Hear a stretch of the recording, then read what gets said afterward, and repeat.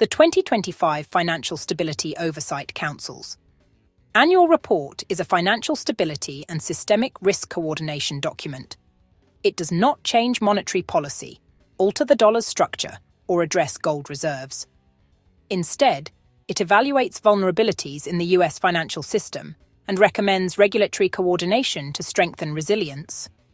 FSOC concludes that US financial markets and institutions performed well during 2025, even during a short-lived volatility episode in early April last year.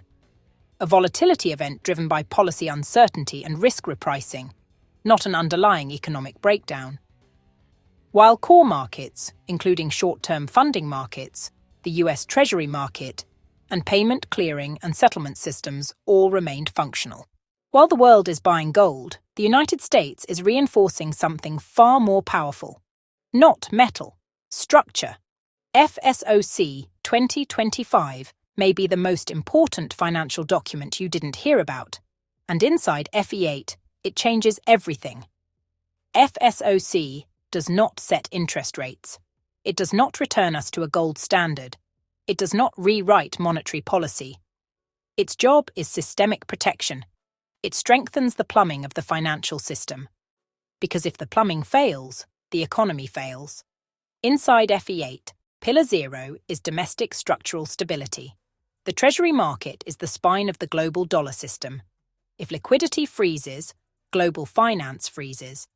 FSOC 2025 reinforces clearing, liquidity monitoring, and shock absorption. This is base layer defense. Pillar 1 is digital acceleration.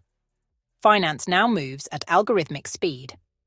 Artificial intelligence and cloud concentration amplify systemic risk. FSOC now monitors digital fragility, because velocity without structure creates collapse. Pillar 2 is capital depth. The dollar is not dominant because of gold. It is dominant because of deep, liquid treasury markets. FSOC increases scrutiny on leverage and private credit expansion. Liquidity equals credibility. Credibility equals power. Gold is static insurance. Structural liquidity is dynamic dominance. Other nations accumulate metal. The United States reinforces market architecture. FE8 distinguishes between hedging fear and engineering resilience. Future economic states. Economic strength equals structural integrity, multiplied by velocity, squared. If speed increases while the base weakens, collapse accelerates. FSOC 2025 reinforces the base before velocity overwhelms it. That is strategic stabilization. FSOC 2025 is not loud policy. It is structural engineering.